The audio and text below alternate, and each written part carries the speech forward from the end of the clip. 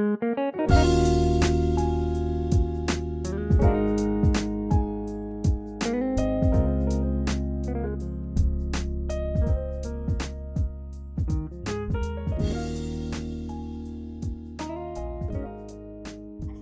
teman-teman. Waalaikumsalam. Teman-teman, bagaimana kabarnya nih? Alhamdulillah baik. Alhamdulillah baik ya. Nah, sebelum memulai konseling ini, ada baiknya kita berdoa terlebih dahulu. Berdoa dimulai.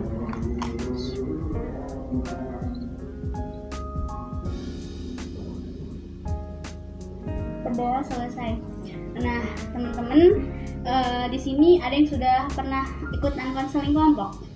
Belum, Mbak. Ada yang tahu nggak konseling kelompok itu apa? Nggak tahu. Belum tahu, Mbak. Oh, jadi konseling kelompok itu yaitu suatu proses pemberian bantuan kepada individu melalui dinamika kelompok bertujuan untuk mengentaskan masalah setiap anggota kelompok.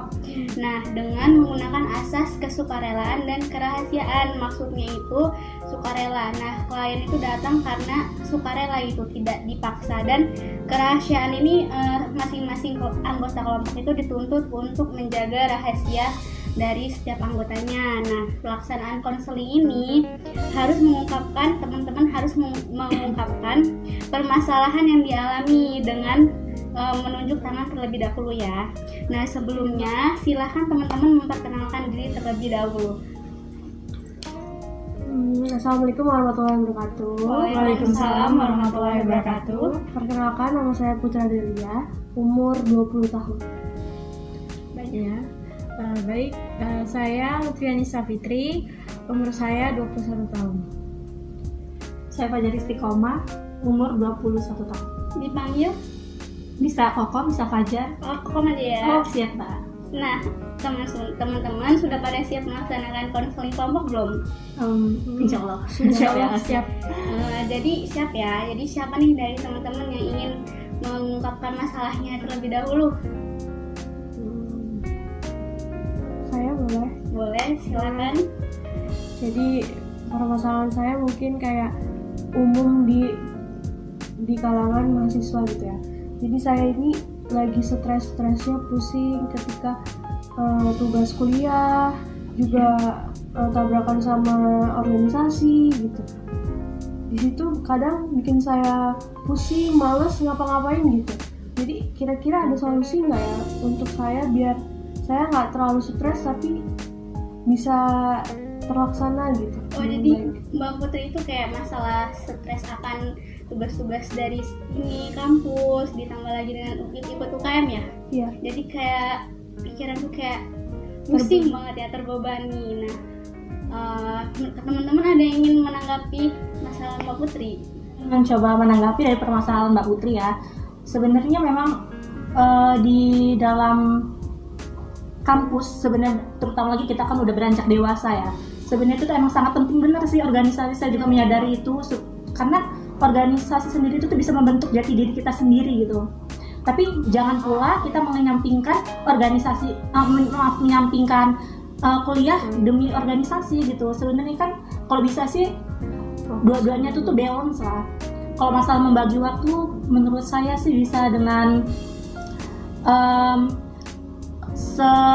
yang dianggap urgent banget itu yang didahuluin. Terus ketika yang ada waktu luang, sebenarnya nggak perlu organisasi itu tuh pas setiap pertemuan itu tuh maksudnya nggak bahas yang pentingnya gitu. Seenggaknya Mbak bisa datang ketika yang benar-benar akan menuju pas hari hanya gitulah. Nah, jadi menurut Mbak Kokom ini kita harus bisa memprioritaskan mana yang lebih penting terlebih dahulu, apakah kuliah atau UKM. Jadi kita harus bisa pintar membagi waktu gitu ya Mbak Putri. Oke. Apakah di sini teman-teman ada yang menambahkan permasalahan Mbak Putri lagi? Ya, saya mau. Ya, silakan Mbak Lutfi. Ya, jadi menurut saya Mbak Putri, benar sih, pintar-pintar kita harus memanage waktu ya, mana yang lebih penting dan yang bisa didahulukan urusannya. Terus juga benar sih kata Mbak Kokom tadi, kuliah itu nomor 1. UKM itu istilahnya nomor 2 lah, tapi UKM juga itu ya penting juga buat membangun apa sih, karakter, membangun karakter, membangun koneksi koneksi juga penting gitu nanti pas kita lulus kuliah gitu Mbak Putri. Yang pertama ya itu harus memanage waktu dengan benar dan jangan ngelupain tujuan kita pas masuk kuliah itu apa gitu. Udah sih, cukup itu aja. Oke, terima kasih Mbak Lutfi atas tambahannya. Di sini siapa yang ingin bercerita lagi? Dipersilakan. Ya, silakan Mbak Kokom. Saya ini ada permasalahan insecure loh Mbak. Ya gimana tuh insecure-nya? Insya Allah kayak bener-bener nggak pede banget dengan badan yang kayak gini gitu. Terus ditambah lagi partner saya itu tadi itu tuh ada apa sih namanya, yang sama-sama gendut, jadi saya udah kayak udahlah biasa gitu kan. Biasa aja gitu. Tapi sekarang tuh dia udah glow up banget dan saya masih gini tuh kayaknya saya masih kayak gini-gini aja malah tambah besar. Nah, ya mungkin itu aja sih Mbak permasalahan saya. Gimana ya biar insecure saya itu tuh seenggaknya hilang lah gitu. Oke, saya mengerti perasaan Mbak Kokom, karena saya pun pernah gitu merasakan insecure. Sepertinya itu semua orang pasti pernah ya merasakan insecure. Kayaknya itu adalah hal yang wajar gitu kan. Namun kita itu harus bangkit dari perasaan itu Mbak Kokom. Kita jangan terus-menerus merasa sedih, merasa rendah diri karena kita melihat atau membandingkan diri dengan orang lain gitu kan.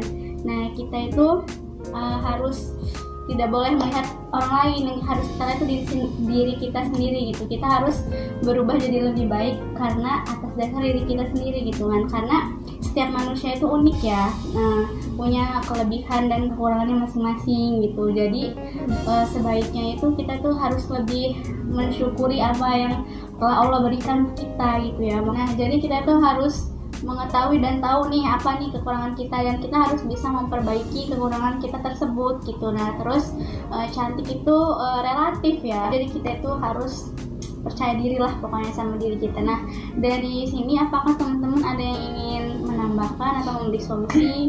Silahkan. Iya, saya mau Mbak. Ya, silahkan.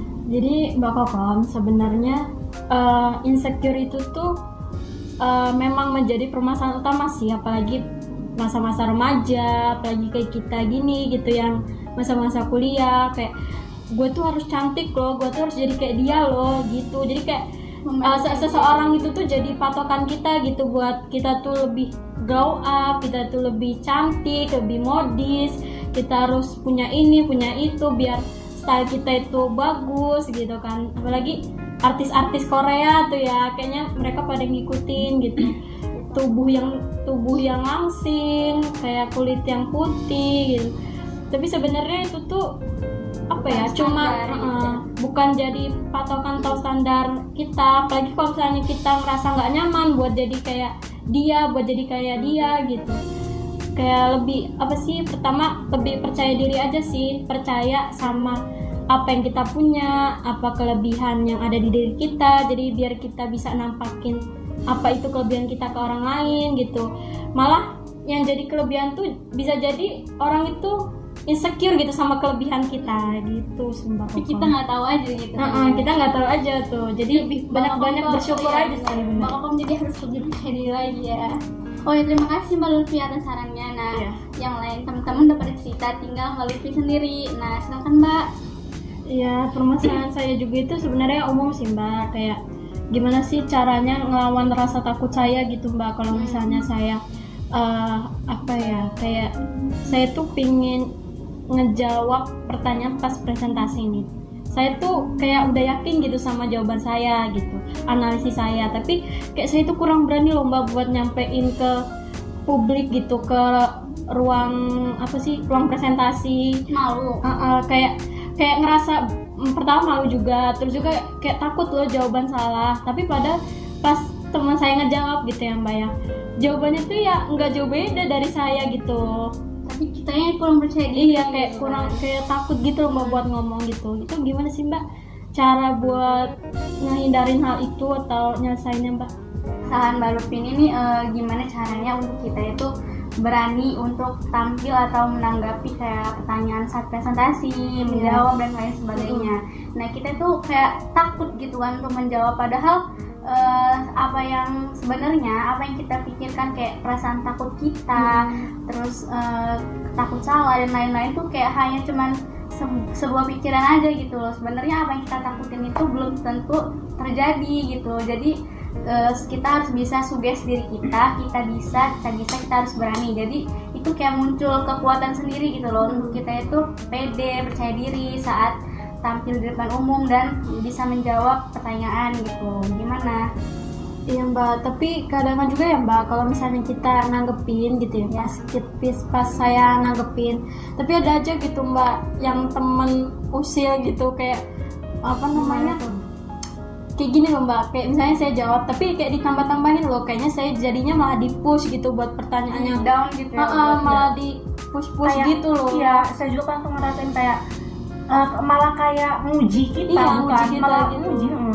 Oh ya, sebenarnya itu banyak sih yang klien-klien itu permasalahannya hampir mirip kayak Mbak gitu kan. Hal-hal kayak itu sebenarnya ada sisi positif dan negatifnya sih. Kayak sisi positifnya kita tuh bisa membangun diskusi, jadi diskusi itu jadi hidup. Terus kita itu juga bisa belajar bicara yang baik, kritis, bisa lebih mengasah public speaking kita. Jadi hal-hal itu ditanggapi dengan yang baik aja gitu. Gimana Mbak? Apakah Mbak Putri ingin menambahkan? Kalau menurut saya udah dijawab sih semua sama Mbak Dian. Mungkin lebih percaya diri aja gitu. Oke, apakah di sini teman-teman sudah merasa lega dan puas setelah menceritakan masalahnya? Alhamdulillah Mbak. Alhamdulillah sudah Merasa- lumayan Alhamdulillah ya. cukup, Tapi gimana nih? oh iya, tapi kayak nanti kalau misalnya bisa ada waktu kita bisa lah Minta untuk pertemuan berikutnya. Iya. Oke, boleh Mbak. Yang lain? Kalau saya cukup sih. Mbak? Sama sih Mbak, cukup. Oh dan nanti kita bicarakan di lain waktu aja ya Mbak Kokom ya. Baiklah kalau sudah cukup, saya akhiri proses konseling ini.